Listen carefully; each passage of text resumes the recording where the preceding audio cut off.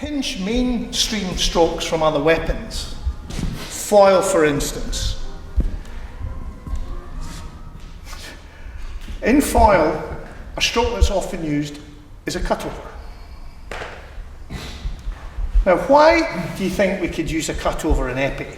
The problems with a cutover in epee is you're obviously going to expose the underside of your wrist, the major possibilities.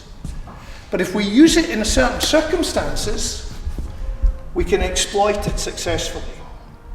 One of these circumstances is when distance becomes a real problem. The distance is diminishing rapidly, and we have been caught on the hop, as it were.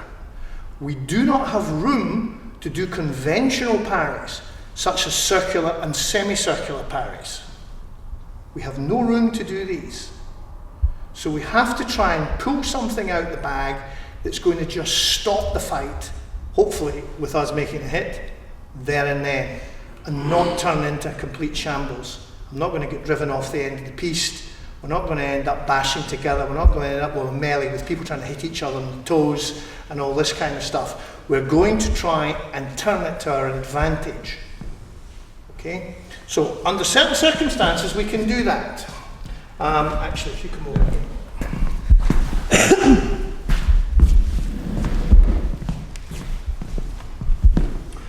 Very often, if I step in and take my opponent's blade, unexpectedly, my opponent is walking towards me, I step in and take the blade, right?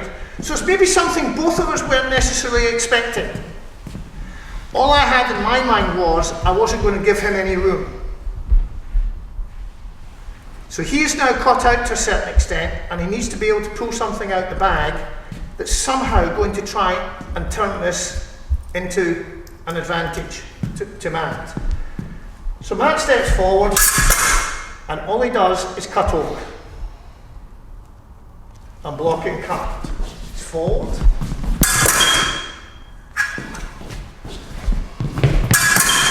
Like so. Turn round.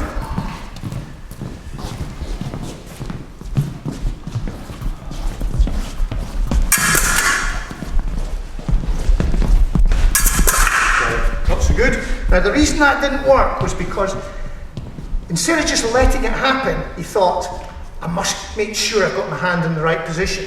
And that's the sort of thing that can make it not work. You've got to just believe in it. You've got to believe that you can do this. That's it. Good cover at the end. Moving back. Okay. So even if I rush, we can still get the hit. Good, well done. Forward. Good. Even if I don't make contact with his blade, it doesn't matter. In epee, it makes no difference. So this is something to bear in mind as you develop your coaching. There are situations where strokes that are not normally used within a weapon can suddenly be exploited. The cutovers at epee are very, very rare, except in that situation. You don't see somebody doing a big attack. Cutovers at epee, okay, for obvious reasons.